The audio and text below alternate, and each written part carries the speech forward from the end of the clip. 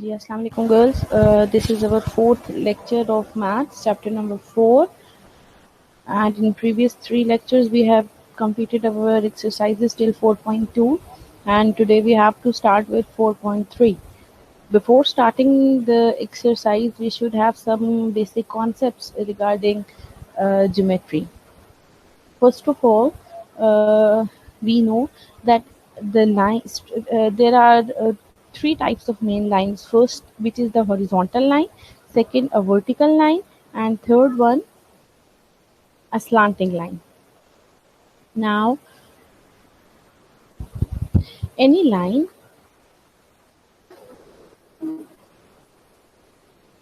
which is parallel to x-axis, a line, this is a parallel line. First one, the parallel line. Second, a line parallel to y-axis, or it is a vertical line perpendicular to x-axis. And thirdly, we will consider a line which is a slanting line. Okay. Now, the first case, the parallel line, it makes an angle 0 with x-axis. Okay. In second example, in which we have discussed a line, a vertical line, it makes a 90-degree angle with the x-axis, that it is a perpendicular line to x-axis. Whereas the third case, the slanting line, it makes an angle theta with the x-axis. Okay. Now, let us discuss what is the inclination of a line. Inclination means the angle theta, any angle theta which a line makes with x-axis is called inclination of that line. Inclination, देखो इसके बहुत example है, जैसे कि inclined plane होता है. Okay, inclined plane की example ले लो, या स्लाइड, जो बच्चों की स्लाइड होती है उसकी एग्जांपल ले लें. जब हम क्या करते हैं, बच्चों की जो स्लाइड होती है उसको आपने कभी और से देखा हो तो जो उसकी स्टेयर्स होती हैं वो बिल्कुल स्ट्रेट वर्टिकल नहीं होती ना, बल्कि इस तरह की होती हैं. ये हमारे पास जहाँ पर स्टेयर्स होती हैं, ठीक है. और तो जब भी कोई बच्चा स्टेप अप करता है किसी स्लाइड की स्टेयर्स को, ठीक है, तो एक्चुअली वो क्या कर रहा होता है, वो कोई हाइट भी कवर कर रहा होता है और साथ साथ उसको हॉरिजॉन्टल डिस्टेंस भी कवर हो रहा होता है. देखिए, initially the child had started from this point and then he raised up to height level this, and also now when he is at the highest point of the slide, तो क्या होता है, he has covered some horizontal distance as well as he has covered some height. okay. तो slope जो होती है किसी भी चीज की, जो स्लोप होती है, वो उस स्लोप को हम m से अगर रिप्रेजेंट करें तो वो किसकी इक्वल होगी, हाइट डिवाइडेड बाय जो हॉरिजॉन्टल डिस्टेंस कवर्ड होगा. ठीक है, y ओवर x. तो y ओवर x को हम टेंजेंट अल्फा भी तो ले सकते हैं ना, ये टेंजेंट थीटा भी ले सकते हैं. So we can say that slope is measured of tangent of theta. ठीक है, इसको देखिए जरा, ये आपकी बुक में है कि इक्वेशन ऑफ स्ट्रेट लाइंस में देखिए,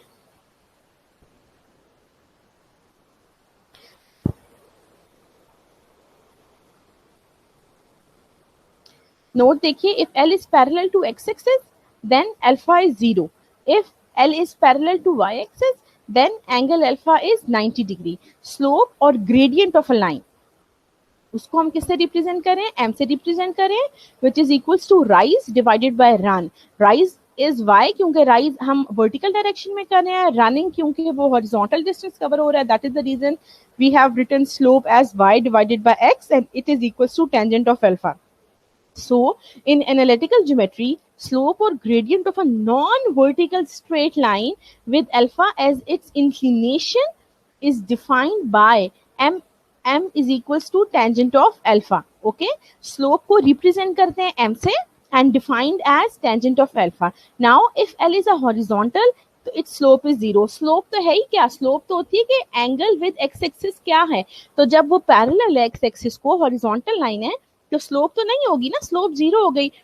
लेकिन अगर लाइन क्या है, वर्टिकल है, अगर वर्टिकल होगी तो इसका क्या मतलब है कि वो परपेंडिकुलर हो गई एक्स एक्सिस में. तो उस केस में जो हमारे पास एंगल हो गया वो 90 डिग्री का हो गया, परपेंडिकुलर 90 डिग्री का होता है और टेंजेंट 90 डिग्री अनडिफाइंड होता है. इसलिए वर्टिकल लाइन की स्लोप जो है वो अनडिफाइंड है. व्हाई, क्योंकि टेंजेंट 90 डिग्री अनडिफाइंड होता है. ओके, एंड हॉरिजॉन्टल लाइन की स्लोप क्या हो गई, 0. And if the alpha, the inclination angle lies in the first quadrant from 0 to 90 degree, then we take the value of slope as positive. And if the angle lies in the second quadrant, that is from 90 degree to 180 degree, then we take it as negative. Okay, now this was the slope of a simple line. Now if I need to find the slope of any line whose 2 points or the endpoints of the lines are given. Okay, if a non-vertical line L with inclination alpha passes through 2 points x1 y1 and x2 y2, then the slope or gradient of M is given by y2 minus y1 divided by x2 minus x1. Okay, this is the first formula which we are discussing over here. The slope of a line, okay किस line की slope का formula है ये, जिसके हमारे पास 2 points given होंगे. Okay, let's say that this is the point A, this is point B, where the coordinates of B are x2 y2 and the coordinates of A are x1 y1. Then slope of this line is equals to y2 minus y1 divided by x2 minus x1. This means that if we are given any 2 points and we have to find the slope, how will we find the slope? We will simply apply this formula, y2 minus y1 divided by x2 minus x1, and we will get the slope of that particular line. Okay. Next.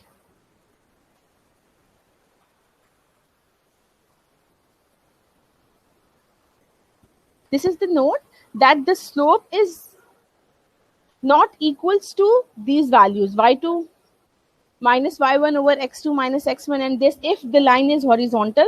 Okay, then slope will be equal to 0. Either will if means if and only if की condition है कि अगर horizontal line है तो slope 0 होगी, और इसका inverse भी exist करता है कि अगर slope 0 है तो फिर हमारे पास क्या होगा कि line horizontal है. ठीक है जी, अगर given है कि line horizontal है तो फिर हमें sure होगा कि इसकी slope 0 है. Conversely, if we are given that the slope of line is 0, so from here we can conclude that the given line is horizontal. Similarly, if L is any vertical line, then we can say that the slope is undefined. Okay, and similarly, if we are given that the slope of a line is undefined, so from here we can conclude that the given line is a vertical line. Now, if slope of AB is equals to slope of BC, then the points A, B, and C are collinear. Okay, collinear means that the 3 points are lying on the same line. How so if you if the question is that prove that these points A, B, and C lie on the same line, or the question is that prove that A, B, and C are collinear, then we have to find out the slope firstly from AB. Okay, and then slope of BC. If the value of the slopes of both the lines AB and BC are equal, this implies that both the 3 points are lying on the same line. Okay, so up till now we have discussed the 2 formulas for 3 points to be collinear. Okay, firstly हमने क्या किया था, जो हमने कल previous lecture में जो हमने किया था गर्ल्स, x1 y1 वन जो मॉड था वो डिटर्मिनेंट की वैल्यू जो थी that should be equals to 0. और आज हमने सेकंड केस पढ़ा कि अगर 3 पॉइंट्स को हमने कोलिनियर प्रूफ करना हो तो हम कैसे करेंगे कि हम ए बी और बी सी की स्लोप फाइंड करेंगे. If the slope is equal then we will say that the lines are parallel. Okay, so from here we can conclude that the two lines L1 and L2 with respective slopes M1 and M2 are parallel. That we have two lines. First line is L1, second line is L2. Okay, and the slope of line L1 is M1, slope of line L2 is M2. Now both of the lines are parallel if and only if the slopes are equal. Okay, and the second case that the two lines are perpendicular if m1 is equals to -1 over m2 means एक की slope अगर हमारे पास 5 आ रही है एक line की, तो दूसरी लाइन की स्लोप क्या होगी, -1 over 5 हो जाएगी. ठीक है जी, माइनस टाइम्स रेसिप्रोकल होगी फर्स्ट लाइन की स्लोप अगर किस केस में, अगर लाइंस परपेंडिकुलर हैं. और अगर लाइंस पैरेलल है तो दोनों की स्लोप्स हमारे पास इक्वल होंगी। एग्जाम्पल नंबर 1 देखिए, इसमें हमने प्रूव करना है that these 3 points are collinear. इसके लिए हम क्या करेंगे, ए बी की स्लोप फाइंड करेंगे and then we will find the slope of B C. A B की स्लोप हम कैसे फाइंड करेंगे, by using the formula y2 minus y1 divided by x2 minus x1, okay, and take the x2 y2 the coordinates of b, x1 y1 the coordinates of a. Using this formula we will find the slope of AB and then we will find the slope of BC. Now from here you can see that both the values of the slopes are minus 2 by 3, okay, so the slopes are equal. If the slopes are equal, so we say that the 3 points are collinear. In example number 2, we have given the 3 vertices of a triangle and we are required to prove that these are the vertices of a right angle triangle. अब देखें जो right angle triangle हमारे पास होती है उसमें हमारे पास क्या होता है, ये एक एंगल 90 डिग्री का होता है ना। अगर 90 डिग्री का एंगल होता है इसका मतलब है कि ये वाली जो दो साइड्स हैं ये जो they are perpendicular to each other. So let's say that A, B and C, these are the 3 vertices of a triangle। और हमें अगर प्रूफ करना है कि ये राइट एंगल ट्राइंगल है तो हम क्या प्रूफ करेंगे, over here we will prove that the side A B is perpendicular to side B C. और वो हम कैसे फाइंड करेंगे girls, we will find the slope of A B and then we will find slope of BC, okay। if the slope, let's say slope of AB को हम M1 का नाम दे देते हैं, BC की slope को M2 का नाम देते हैं। अगर ये कंडीशन सेटिस्फाई हो जाए M1 is equals to -1 over M2 की कंडीशन, इसका क्या मतलब है, this implies that the lines AB and BC are perpendicular to each other and if the lines are perpendicular, so this implies that these given vertices are actually the vertices of a right angle triangle, okay। देखिए हमने क्या किया, do draw a triangle over here with free hand, okay, plane बनाकर और ये points locate करके आपने free hand एक ट्राइंगल बना लेनी है, ठीक है। फिर ए बी और बी सी की जब स्लोप फाइंड की है तो देखिए वो क्या वैल्यू आ रही है, ये आ रही है जी 4/3 ए बी की वैल्यू, बी सी की वैल्यू आ रही है -3/4। तो दोनों का प्रोडक्ट जो है हमारे पास वो 1 की इक्वल आ रहा है। तो हमने यहाँ से क्या कह दिया, यहाँ ये -1 होगा girls, it would be -1। From here we can conclude that the lines are perpendicular. यही कंडीशन जो होती है ना गर्ल्स, जो हम ये लिखते हैं M1 is equals to -1 over M2, ये लिख लें या हम ऐसे लिख लें the product M1 M2 is equals to -1, एक ही बात है। तो दोनों का प्रोडक्ट अगर -1 की इक्वल आ जाए या एक स्लोप जो है वो दूसरे के नेगेटिव टाइम्स रेसिप्रोकल की इक्वल आ जाए, तो इसका क्या मतलब होता है कि जो हमारी लाइंस हैं वो परपेंडिकुलर हैं। अगर लाइंस परपेंडिकुलर हैं so the given vertices are the vertices of a right angle triangle.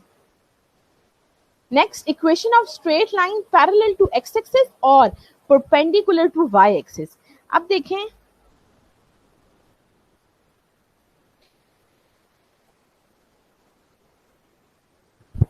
equation of a line which is parallel to x-axis, y is equals to a की लाइन जो होगी, y is equals to a का मतलब होता है कोई भी ले लो, y is equals to 3 ले लो, okay. So this is y 1 2 3, y is equal to 3 का मतलब है कि इस सारे एरिया में जो है ना y की वैल्यू सेम है।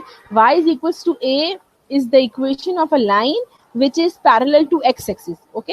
Similarly x is equal to a is the equation of line 3, यानी कि आप x इज इक्वल टू 3 अगर ले लो तो ये x इज इक्वल टू, इन सारे पॉइंट्स पे x इज इक्वल टू 3 होगा ना। x is equals to a is the equation of a line which is perpendicular to x-axis or parallel to y-axis, okay। These are the equations of lines parallel to x-axis and parallel to y-axis।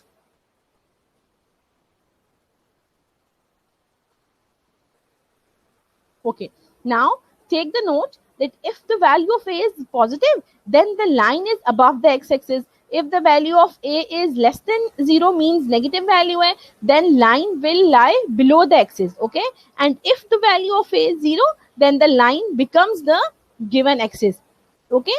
ये जिन्होंने x axis के लिए लिखा है ना same result hold करेगा for y axis भी। अगर y is equals to a वाली इक्वेशन में जब हम लेते हैं कि जी वो वाली वैल्यू a से ग्रेटर है, तो वो लाइन जो होगी वो एक्स एक्सिस वाई एक्सिस के पॉजिटिव वाले एरिया में लाई करेगी। नेगेटिव के लिए लोअर एक्सिस जो कि y के होते हैं नेगेटिव वाले, वहां लाई करेगी। और इज इक्वल टू 0 क्या हो जाएगी, y एक्सिस की ही लाइन हो जाएगी। ठीक है, नेक्स्ट है जी हमारे पास इंटरसेप्ट्स।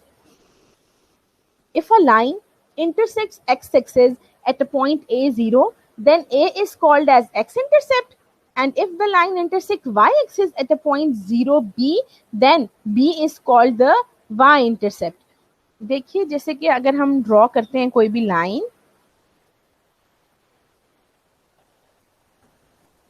ये हमारा प्लेन है, ओके, और लेट्स से कि ये मेरे पास इक्वेशन है किसी भी लाइन की इक्वेशन कर्व है। अब ये y एक्सिस को इस पॉइंट पे कट कर रहा है, x एक्सिस को इस पॉइंट पे कर रहा है। तो y एक्सिस को जिस पॉइंट पे कट कर रहा है वहां पर x की वैल्यू तो 0 होगी, y की कोई भी वैल्यू ले लो, ये y की वैल्यू होगी।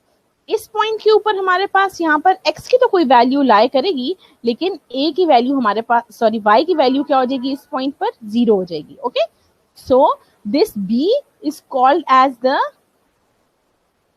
y-intercept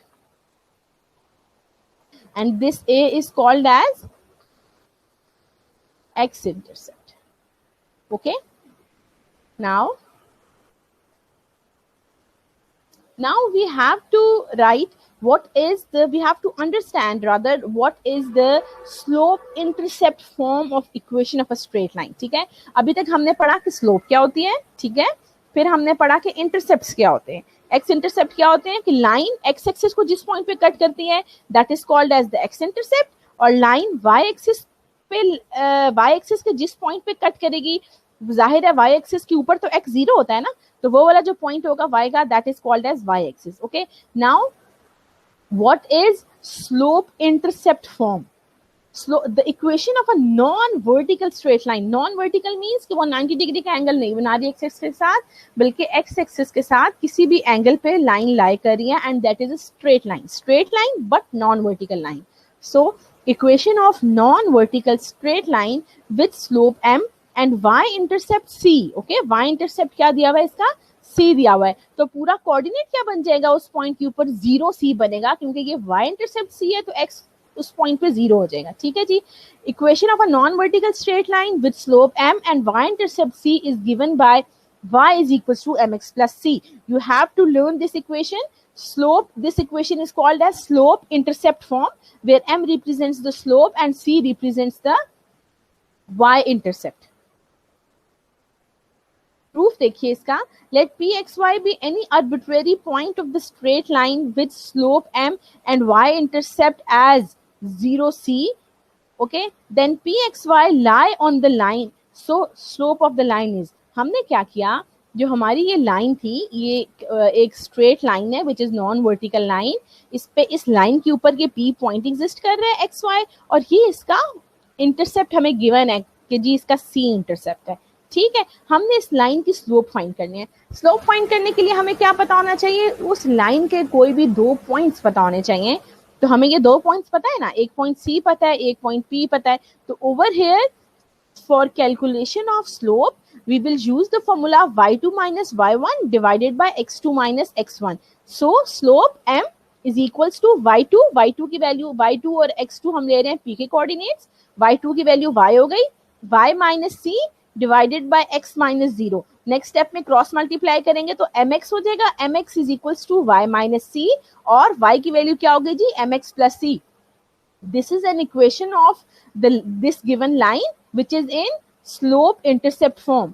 the equation of line for which c is 0. c 0 कब होगा बेटे, जो y इंटरसेप्ट, जब when this line passes through the origin. ठीक है, ओरिजिन में से जब पास करेगी तो फिर हमारे पास c की वैल्यू 0 होगी, उस केस में लाइन की इक्वेशन बन जाएगी y is equals to mc. Now look at the example number 1. We have to find an equation of straight line if its slope is 2 and y-intercept is 5. देखो line की equation find करनी है जबकि हमारे पास slope भी given है, intercept भी given है, तो हम क्या करेंगे, ये फॉर्मूला यूज करेंगे y is equals to mx plus c, क्योंकि ये लाइन की इक्वेशन है। कौन सी लाइन की इक्वेशन है, जिसकी स्लोप और y इंटरसेप्ट हमें पता हो। तो हमें यहाँ पर स्लोप भी पता है, y इंटरसेप्ट भी पता है, ठीक है, m की जगह पर 2 रिप्लेस कीजिए, c की जगह 5 रिप्लेस करेंगे, तो हमारे पास इक्वेशन क्या बन जाएगी, y is equals to 2x plus 5। ये आगे हमारे पास लाइन की इक्वेशन किस फॉर्म में इक्वेशन आई, slope intercept form. This is an equation of line in slope intercept form. Okay, secondly, we have to find an equation of straight line if it is perpendicular to a line with slope -6 and y-intercept is 4/3. अच्छा जी, अब हमें क्या given है, हमें y-इंटरसेप्ट मतलब c की value given है -4/3 और कह रहे हैं कि जिस लाइन की इक्वेशन फाइंड करनी है ना, वो लाइन गिवन लाइन को परपेंडिकुलर है और उस परपेंडिकुलर लाइन की जो स्लोप है ना, वो हमारे पास -6 है। तो अगर परपेंडिकुलर लाइन की स्लोप -6 है, तो हमारे पास जो स्लोप होगी रिक्वायर्ड लाइन की, slope of required line is, वो क्या हो जाएगी, वो हो जाएगी +1/6। ठीक है, तो अब हमारे पास स्लोप की वैल्यू क्या होगी, +1/6, इंटरसेप्ट हो गया -4/3। ये दोनों वैल्यूज अब हम फॉर्मूले में पुट करेंगे y is equal to mx plus c में। ठीक है, तो हमारे पास रिक्वायर्ड रिजल्ट आ जाएगा। ठीक है, नेक्स्ट है जी हमारे पास point slope form of equation of a straight line. पहले हमने पढ़ी स्लोप इंटरसेप्ट फॉर्म, अब हम पढ़ेंगे पॉइंट स्लोप फॉर्म। ठीक है, equation of a non vertical line L with slope m passing through a point Q x1 y1 is y minus y1 is equals to m times x minus x1। अब जी पहली equation तो हम तब apply कर सकते हैं ना जब हमारे पास लाइन का कोई पॉइंट भी पता हो हमें, कोई और इंटरसेप्ट पता हो।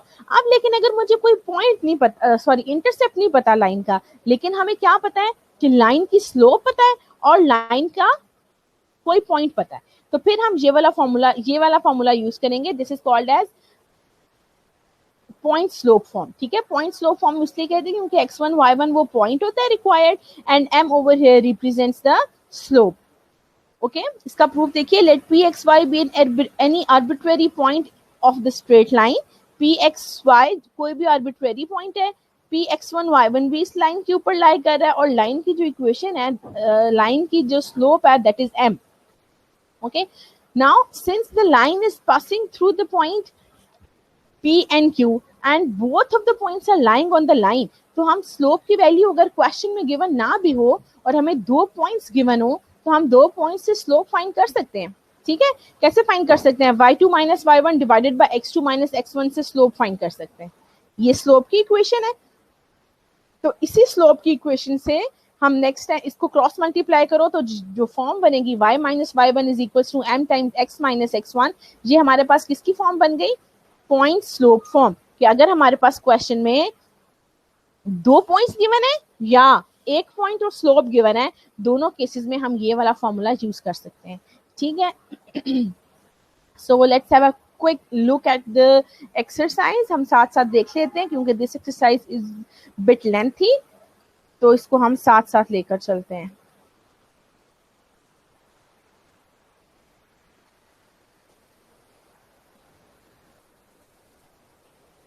Okay, so look at the 4.3, the first question.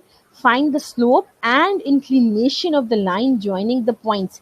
We have given 2 lines, 2 points, sorry. ठीक है, 2 points given है, एक हमने slope find करना है, दूसरा हमने inclination find करना है। तो slope का फॉर्मूला क्या होता है जबकि 2 points given हो, तो y2 minus y1 divided by x2 minus x1 करके हमने slope find कर लिया। ठीक है, -2 4 5 11।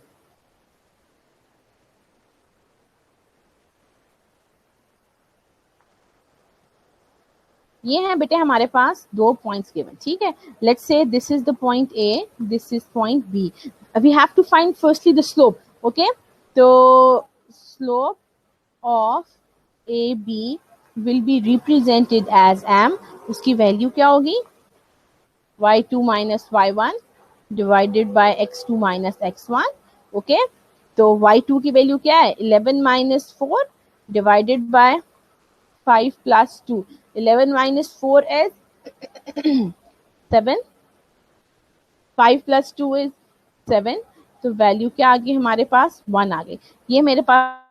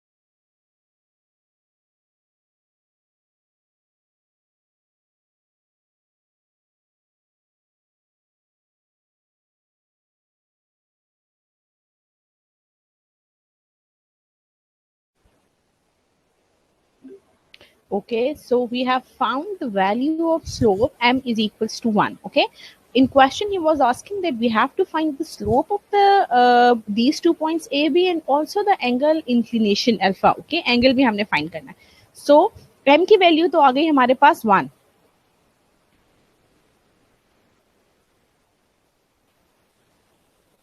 और हमें पता है the value of m is equals to tangent alpha. This means as m is equals to tangent alpha, तो tangent alpha is equals to 1, alpha is equals to tan inverse of 1 and tan inverse 1 value हमारे पास कहाँ होती है बेटे 45 degrees पर होती है. ठीक है, तो हमने फाइंड कर लिया, पहले स्लोप भी फाइंड कर ली and now this is angle inclination alpha. Okay, so coming back to the question number 1.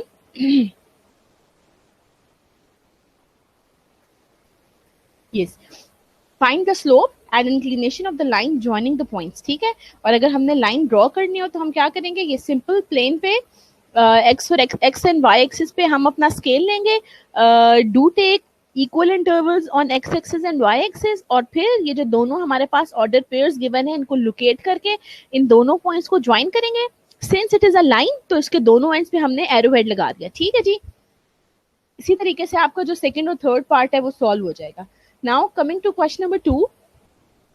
In this, we have to prove that in a triangle ABC, find the slope of each side of a triangle, each median of a triangle, and each altitude of a triangle. ठीक है, हमें 3 vertices given है A, B, C. तो हमने हर side की slope find करनी है first step में. तो ए बी साइड की स्लोप क्या होगी, y2 minus y1 divided by x2 minus x1, जबकि a और b की कोऑर्डिनेट्स हमारे पास गिवन है. सिमिलरली हम बी सी और सी ए की भी स्लोप फाइंड कर लेंगे. ठीक है, जो सेकेंड पार्ट है जिसमें कि हमने फाइंड करना है मीडियन की. ठीक है, तो इसमें हमने क्या सपोज किया कि let D E and F are the mid points of the sides A B B C and C A. Then देखो एक्चुअली मीडियंस होते क्या है, मीडियन होता है वो लाइन जो कि मिड पॉइंट को ज्वाइन करती है ऑपोजिट वर्टेक्स से, that is called as median. ठीक है, median is a line which connects the midpoint to the opposite vertex. So CD is a median on the line AB, on the side AB. ठीक है, अब हमने जो ये median है CD, AE और BF इनकी स्लोप्स फाइंड करनी है. स्लोप फाइंड करने के लिए हमें 2 पॉइंट्स पता होने चाहिए. अब DC मीडियन फाइंड करने के लिए बेटे हमारे पास C के तो जो कोऑर्डिनेट्स हैं जो कि वर्टेक्स C के कोऑर्डिनेट्स हैं वो तो क्वेश्चन में गिवन है, D के नहीं given. But since we know that D is the mid point of the sides AB, तो मिड पॉइंट फॉर्मूला लगाकर पहले हमने D के कोऑर्डिनेट्स फाइंड किए. ठीक है, सिमिलरली E के कोऑर्डिनेट्स और F के कोऑर्डिनेट्स फाइंड कर लिए. मिड पॉइंट का फॉर्मूला क्या होता है, x1 plus x2 divided by 2 comma y1 plus y2 divided by 2. ठीक है, DE और F के कोऑर्डिनेट्स हमने इस तरीके से फाइंड कर लिए. अब जब DE और F के कोऑर्डिनेट्स आ गए, D के कोऑर्डिनेट भी है मेरे पास, C के कोऑर्डिनेट्स भी हैं, तो अब हम क्या करेंगे दोबारा, in order to find the slope of the median CD, x2 y2 minus y1 divided by x2 minus x1 का फॉर्मूला दोबारा आप लोग लगाइए और आपके पास क्या आ जाएगा, मीडियन DC का स्लोप आ जाएगा. ठीक है, in the same way you can calculate the slope of the median BF and AE. Third step में हमने ऑल्टीट्यूड्स फाइंड करने हैं. ऑल्टीट्यूड्स हमें पता है कि क्या होते हैं जी, ऑल्टीट्यूड्स परपेंडिकुलर्स होते हैं. आप फिगर देखिए इसकी, अगर मुझे ऑल्टीट्यूड की फाइंड करनी है स्लोप, तो अगर ये वाला जो मार्क दीज पॉइंट्स, जिन पॉइंट्स पे ऑल्टीट्यूड ड्रॉ हुआ है ना, इसको मार्क करिए यहाँ पर, ये D, दिस इज E और इसको F कहते हैं. ठीक है, अब since the slope of altitude from vertex A vertex से जो हमने ऑल्टीट्यूड ड्रॉ किया है ये BC का परपेंडिकुलर है, तो BC की स्लोप तो हम पार्ट 1 में फाइंड कर चुके हैं ना, और हमें पता है कि ये वाला ऑल्टीट्यूड जो है ये परपेंडिकुलर BC को है. तो आप क्या करो, BC की स्लोप का माइनस टाइम्स रेसिप्रोकल लें, तो इस A वाले ऑल्टीट्यूड की वैल्यू आ जाएगी, इसकी स्लोप आ जाएगी. ठीक है, सिमिलरली B का जो ये वाला ऑल्टीट्यूड है AC के ऊपर जो ड्रॉ हुआ है, इसकी स्लोप क्या आएगी, जो AC की स्लोप है उसका माइनस टाइम्स रेसिप्रोकल ले लें, तो आपके कि इस वाले ऑल्टीट्यूड से जो कि B से ड्रॉ किया है ऑन द साइड AC, उसकी स्लोप आ जाएगी. ठीक है, देखिए यहाँ पर लिखा है ना, the slope of altitude from vertex A is equals to minus times 1 over slope of side BC. ये हमने क्यों लिखा है, क्योंकि ऊपर ये भी इसकी एक्सप्लेनेशन दी हुई है. कि जो ऑल्टीट्यूड्स होते हैं वो परपेंडिकुलर होते हैं, ठीक है। तो हमने इसमें परपेंडिकुलर वाला कॉन्सेप्ट यूज किया है कि अगर दो लाइंस परपेंडिकुलर हैं तो उनकी स्लोप क्या होती है, एक की स्लोप जो होती है वो दूसरे के माइनस टाइम्स रेसिप्रोकल की इक्वल आ जाती है। क्वेश्चन नंबर 3 देखिए, by means of slopes show that the following points lie in the same line। lie in the same line का मतलब है कि हमने प्रूव करना है स्लोप्स की हेल्प से कि all of these 3 points are collinear। collinear के लिए क्या करोगे, जैसे हमने एग्जांपल में किया था, mark this point as A, -1 -3 A हो गया, बी हो गया 1 5 और सी हो गया 2 9। पहले फाइंड आप करें slope of line A B by using formula y2 minus y1 divided by x2 minus x1, ठीक है।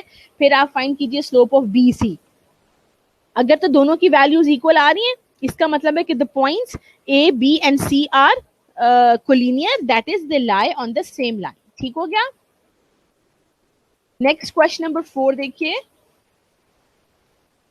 फाइंड के so that the line joining A, B and the line joining C, D are first case parallel, second case perpendicular। कह रहे हैं कि ए और B को join करके एक लाइन बनती है और एक लाइन बनती है जी सी और डी को ज्वाइन करके, ठीक है। अगर तो ये दोनों लाइंस फर्स्ट केस में पैरेलल हैं तो फिर आप के की वैल्यू फाइंड करें। तो इस केस में आप क्या करोगे बेटे, ए बी की स्लोप फाइंड करें, सी डी की स्लोप फाइंड करें, ठीक है। तो हम लेंगे case when the lines are parallel. तो अगर लाइंस पैरेलल होंगी तो m1 की वैल्यू m2 की इक्वल होगी, ठीक है। इन दोनों वैल्यूज को -9 ओवर k -7 की वैल्यू को इक्वेट करेंगे 1/2 के, तो हमारे पास इस सारी इक्वेशन में एक ही अननोन है ना, दैट इज के। तो यहाँ से हमारे पास के की वैल्यू आ जाएगी।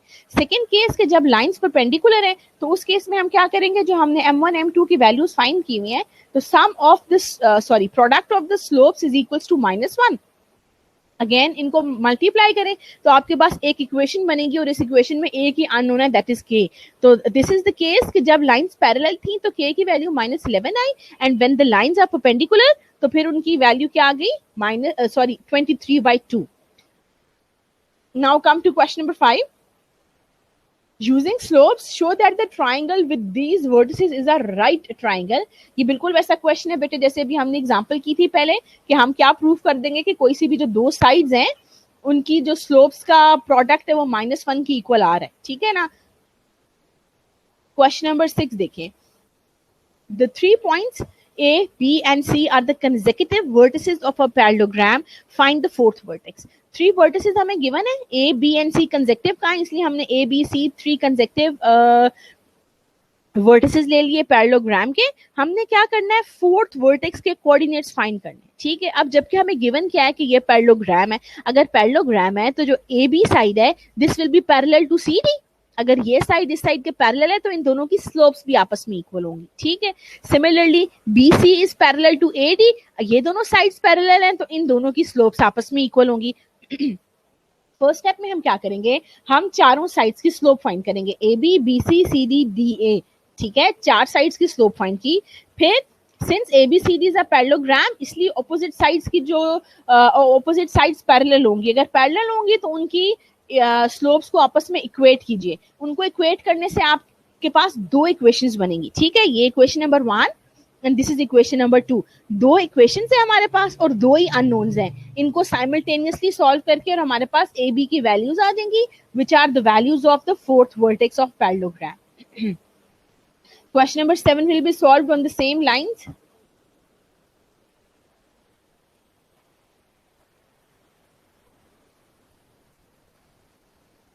Question number 8 देखिए,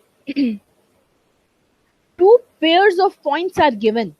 Find whether the 2 lines determined by these points are parallel, perpendicular or none। आपके पास 2 सेट्स गिवन है पॉइंट्स के, ठीक है। एक सेट लाइन ए बी बन जाएगी, एक सेट से लाइन सी डी बन जाएगी। हमने बताना है कि ये दोनों लाइंस पैरेलल हैं या परपेंडिकुलर हैं। आप क्या करना है, आपने ए बी की स्लोप फाइंड करनी है और सी डी की स्लोप फाइंड करनी है। फिर देख लीजिए अगर तो स्लोप्स इक्वल है तो लाइंस पैरेलल होंगी, और अगर स्लोप्स का प्रोडक्ट -1 की इक्वल आ रहा है तो फिर वो दोनों लाइंस परपेंडिकुलर हैं, ठीक है। लेकिन अगर ना तो उन दोनों की स्लोप्स इक्वल है, ना प्रोडक्ट ऑफ स्लोप्स -1 की इक्वल आ रहा है, तो हम फिर क्या करेंगे, थर्ड केस लिखेंगे, दैट नन ऑफ दीज के ना लाइंस पैरेलल है और ना ही लाइंस परपेंडिकुलर है। अच्छा,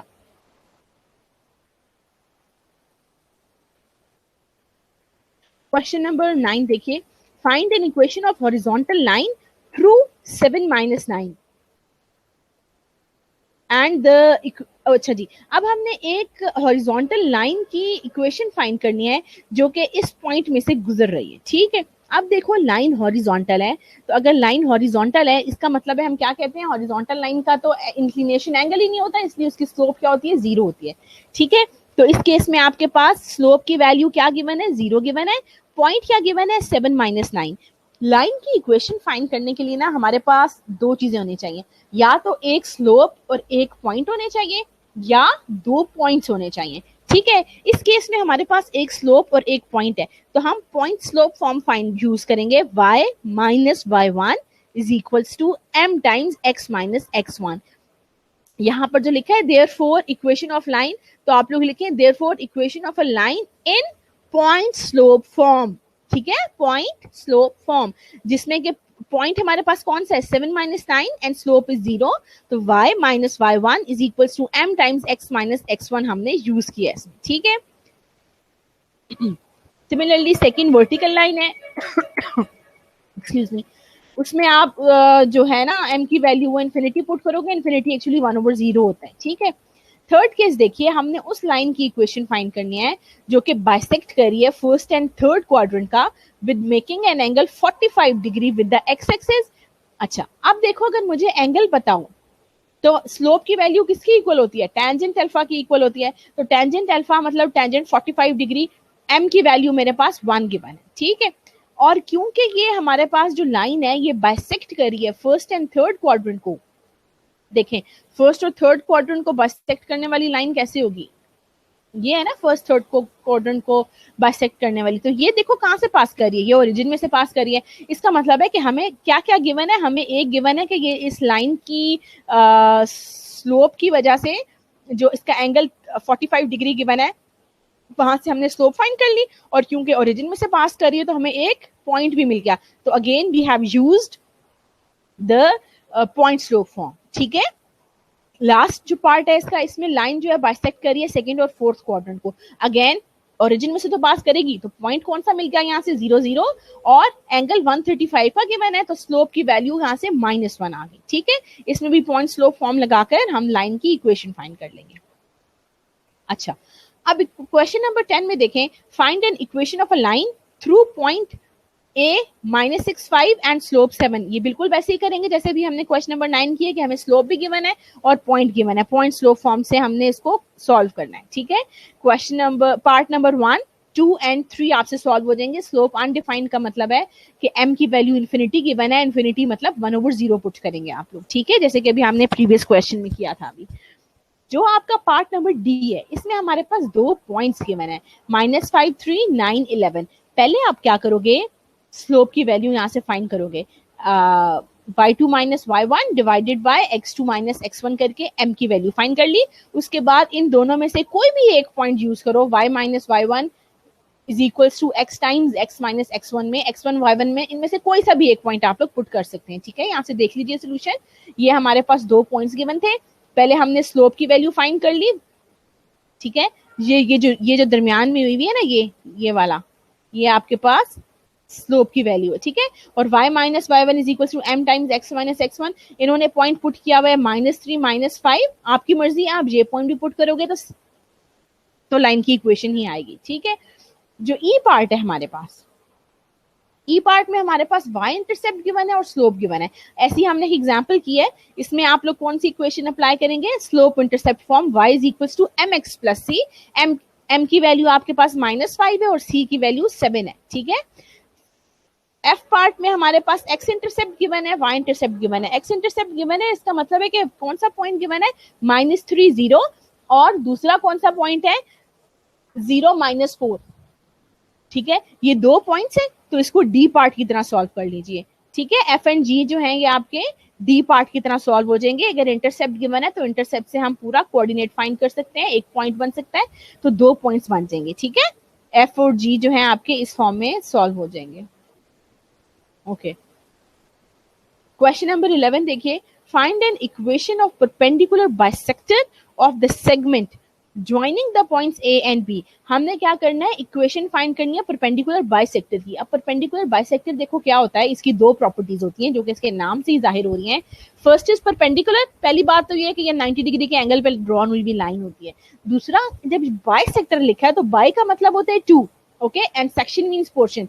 तो वो लाइन जो कि किसी लाइन को टू इक्वल पार्ट्स में डिवाइड करेगी, that is called as bisector. और परपेंडिकुलर बाइसेक्टर मतलब 90 डिग्री के एंगल पे ए बी को टू इक्वल पार्ट्स में डिवाइड करी है। तो इस परपेंडिकुलर बाइसेक्टर की हमने इक्वेशन फाइंड करनी है। लाइन की इक्वेशन के लिए दो चीजें चाहिए होती हैं गर्ल्स, एक पॉइंट और एक स्लोप, ठीक है। जो हमारे पास ए बी लाइन है, इसके दो पॉइंट्स है ना, तो यहाँ से इस लाइन की स्लोप आ जाएगी। जब इस लाइन की स्लोप आ जाएगी तो जो रिक्वायर्ड लाइन की स्लोप होगी वो क्या होगी, उसके माइनस टाइम्स रेसिप्रोकल की इक्वल होगी।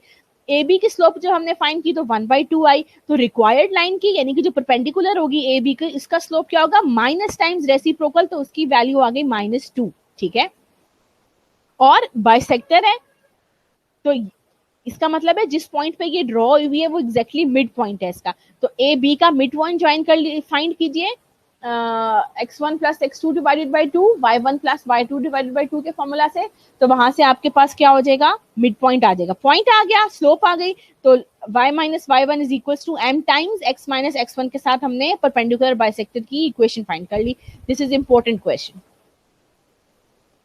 अच्छा, नेक्स्ट है जी हमारे पास find the equation of sides, altitudes and medians. क्योंकि ऑल्टीट्यूड्स और मीडियंस में आपको पहले एक्सप्लेन कर चुकी हूँ, तो इस क्वेश्चन को आप उन डेफिनेशंस की हेल्प से कीजिए। आपको लाइन की इक्वेशन फाइंड करनी है, साइड्स या मीडियन या जो होते हैं ऑल्टीट्यूड, सब लाइंस है ना।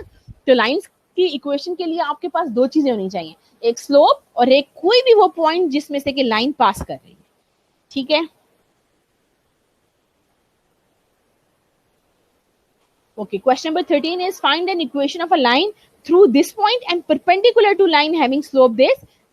You can also solve this question क्योंकि हमें उस लाइन की स्लोप गिवन है जो कि रिक्वायर्ड लाइन को परपेंडिकुलर है, ठीक है, और एक पॉइंट भी गिवन है। तो स्लोप और गिवन है हमारे पास पॉइंट, तो यहां से भी आप इजीली इसको सॉल्व कर सकते हैं। 14th क्वेश्चन देखें, find an equation of a line through this and parallel to line whose slope is this। इसमें तो मसला ही नहीं है, ये लाइन के पैरेलल है तो रिक्वायर्ड लाइन की स्लोप भी यही हो जाएगी और पॉइंट ये है, ठीक है। पॉइंट स्लोप फॉर्म से ये फॉर्मूला, ये क्वेश्चन सॉल्व होगा। नेक्स्ट है question number 15, a point, the points A, B and C are the vertices of a triangle. Show that the line joining the midpoint D of AB and the point E of AC is parallel to BC and DE is equals to half of BC। Question में उन्होंने हमें क्या क्या दिया हुआ है, A B और सी के वर्टिसेस दिए हुए हैं, इनके कोऑर्डिनेट्स गिवन है और ये बताया है कि डी और ई मिड पॉइंट्स हैं। अब देखो मेरे पास जब ए के भी कोऑर्डिनेट्स हैं, बी के भी कोऑर्डिनेट्स हैं, तो मैं डी के कोऑर्डिनेट्स फाइंड कर सकती हूँ ना, x1 plus x2 divided by 2, y1 plus y2 divided by 2 करके डी और ई के कोऑर्डिनेट्स आ गए, ठीक है। ये चीजें हमने क्वेश्चन से गिवन है, ए बी सी के कोऑर्डिनेट्स गिवन है, डीई मिड पॉइंट है, तो हमने इनके कोऑर्डिनेट्स भी फाइंड कर लिए। हमने प्रूफ क्या करना है, प्रूफ पहली बात ये करनी है कि डीई बी सी को पैरेलल है। तो आप क्या करोगे, डीई की स्लोप फाइंड करेंगे, बीसी की स्लोप फाइंड करेंगे। अगर दोनों की स्लोप्स की वैल्यू इक्वल आ जाएंगी तो we will say that the lines are parallel, ठीक है। दूसरा क्या प्रूफ करना है कि जो डीई है वो हाफ ऑफ बीसी है। अच्छा, अब ये हम कैसे प्रूफ करेंगे, डिस्टेंस फॉर्मूला लगा के लेंथ फाइंड कर लो डीई की भी और बीसी की भी, ठीक है। तो फिर हमें वहां से लेंथ देख के पता चल जाएगी। देखो डीई की लेंथ क्या आ रही है, एग्जैक्टली √65/2, बीसी की लेंथ आ रही है √65। डिस्टेंस फॉर्मूला लगाकर लेंथ फाइंड किए, ठीक है। तो वहां से हमें पता चल गया कि ये वैल्यू इसके हाफ की इक्वल है। Okay girls, so we will end our lecture over here, and inshallah in the next lecture we will solve the next questions. Take care then.